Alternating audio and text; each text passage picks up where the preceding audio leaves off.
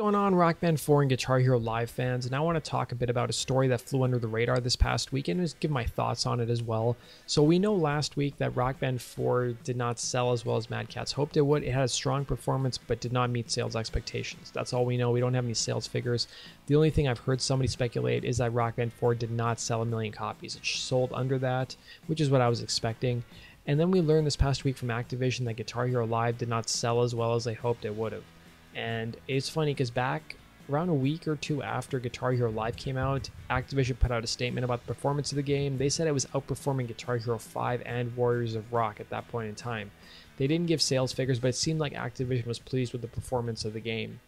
And then I've noticed this past couple months, we keep seeing these discounts on this game. Like I go to GameStop and there's always like Guitar Hero Live bundles. There's Rock Band 4 game and guitar bundles. They're just sitting on the shelves and nobody's buying them. And that's why they keep discounting this game. And it's cutting into the company's profit margins as well. And, you know, it's funny because you think like 5 years after the last Guitar Hero and Rock Band came out, we had these new versions come out. And like, why is the game not performing the way it should have? And I think it's different in each game's case. If you look at Rock Band 4 I think underperformed largely because it lacked half the features that Rock Band 3 had. Like it didn't have online play, practice mode wasn't there, you couldn't create set lists. Some of your old instruments didn't work. If you were on the Xbox One, your Ion kit didn't work, your MIDI Pro adapter didn't work, it didn't have keyboards, it didn't have Pro Guitar. The list goes on and on. Rock Band 4 was a rushed game. I think everybody will agree with that. You know, the approach that Harmonix has taken is that we're not releasing early games. We're just going to be doing content updates for that. But I think the problem with that is that it allowed them to release a half-finished game. And probably a year from now, we still probably won't have all the features that we had in Rock Band 3, even with all the content updates. The other big issue with Rock Band 4 was the quality of the instruments. It was complete shit. I mean, the drums are so bad. I bought the band in a box bundle, or I got the band in a box bundle.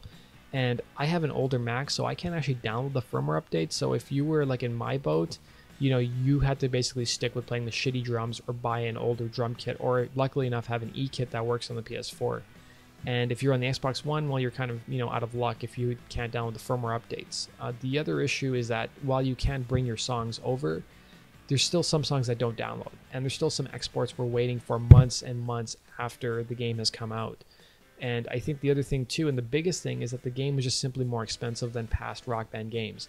I mean, you're paying more money for an inferior product. You're paying $250 for a band bundle when the old ones were, well, I think $199 or so, or $169, and you're not getting that much value for your money. And on top of that, the instruments are of poor quality as well. I think turning now to Guitar Hero Live, I think the big issue was that it alienated a lot of the old fans. You know, the set list was just much more poppy and less hard rock than past games. You can't buy songs outright like you can in past games. You know, the game doesn't have a great multiplayer component in the sense that you can't really enjoy this game with a large group of people in the same room. You can't play drums, you can't play bass. You know, it's really just about 2 people and that's it, or 3 people if you're playing with vocals. I think another big problem with Guitar Hero Live was the single player. You know, the game kept selling us on this, oh, live action video you're going to be able to play and live crowds. And, you know, the game's story was really subpar. The set list was terrible. It was only 42 songs or so. And then you had this GHTV component, which is definitely the stronger part of the game, but it was just not as fun as playing, you know, downloading your own songs, playing in a full band setting. It just wasn't that good, and it was too much of a departure, I think, from past Guitar Hero games that a lot of fans loved, and I think that alienated a lot of people. And maybe some of those people went to Rock Band, or maybe some people just went to Rocksmith. I think even Rocksmith was probably part of the problem as well. You know, Rocksmith teaches people how to play guitar, and I know a lot of people who've stopped playing Rock Band and Guitar Hero because Rocksmith teaches them how to play guitar. So I think it's a variety of factors. But I just want to talk about my thoughts on the issue. I want you guys to let me know, why do you think these games both underperformed? And, you know, do you think we're ever going to see another Rock Band or Guitar Hero at some point in time, maybe on the next console generation? Comment below and let me know, guys. And if you guys want to stay up to date on the latest rhythm gaming news, be sure to subscribe to my channel. Take care.